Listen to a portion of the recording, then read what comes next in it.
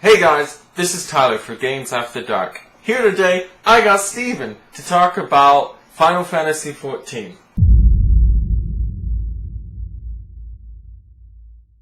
Who would play it as well? Well, about a year and a half ago, I was offered to play this game through a bunch of friends. And usually the way new MMOs work is you play it for a bit, and you try it, and you get halfway through getting to the max level, and you're like, eh. And it was super grindy from like level 30 to like 40 for a while, and they smoothed it out. But I liked it because it's challenging, and currently World of Warcraft, you can literally play it like a Facebook game. You do like 2 hours of it every day, and it plays itself and literally gives you raid level gear. That is my current understanding of it. And they put in a whole bunch of neat things for your garrison, but you don't get to actually play them. Your followers get to play them. Well, that's great, Steve. No. But anyway, Final Fantasy XIV. When they released it, they released the game, and the patch that had introduced the Alexander raid, and then everybody went on vacation, because they realized that making an expansion is a lot of work, and they should, treat themselves. Yeah, Bethesda. What?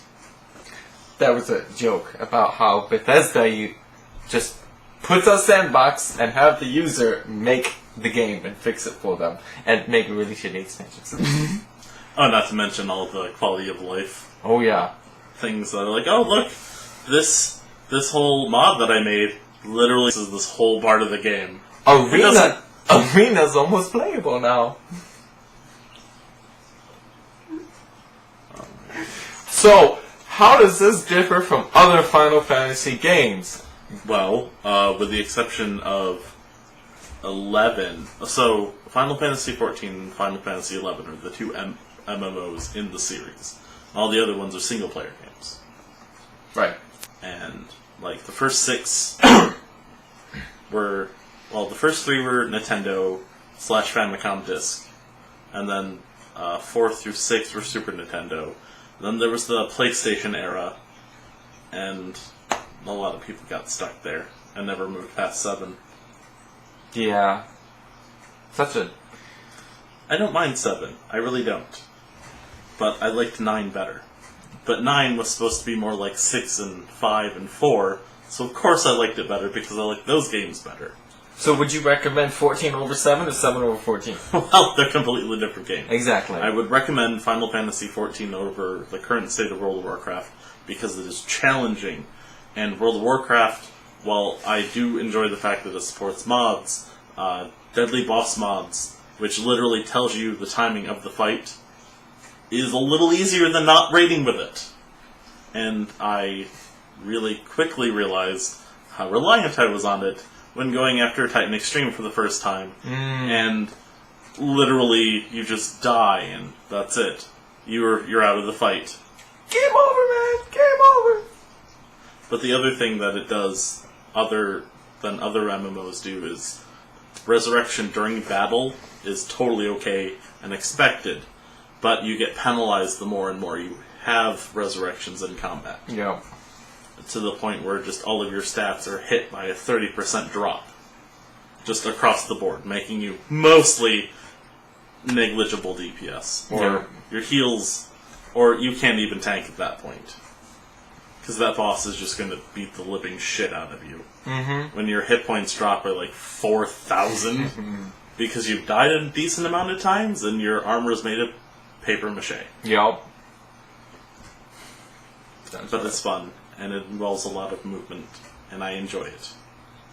And it just so happens that the summoner in Final Fantasy XIV is pretty much the demonology / affliction warlock of WoW I was playing anyway. I played a game called Summoner, also Summoner 2. Oh yeah, for the PlayStation? Yeah. Or PlayStation 2? Yeah, PlayStation 2. Yeah. When I was a kid when I played that. It's turn-based. Right. Very long. But the summoners in the Final Fantasy series in 4 and 9 and 10 were like the main focus. Yeah. Did you play any of the Final Fantasies ever? I played the 7th a little bit. Just a little bit? Yeah. That's Yeah. why I have you here. Yeah. Anyway, Production. I just suggest the games. Yeah, okay. Yeah. Though my true love is Dragon Quest, and I will always enjoy those games.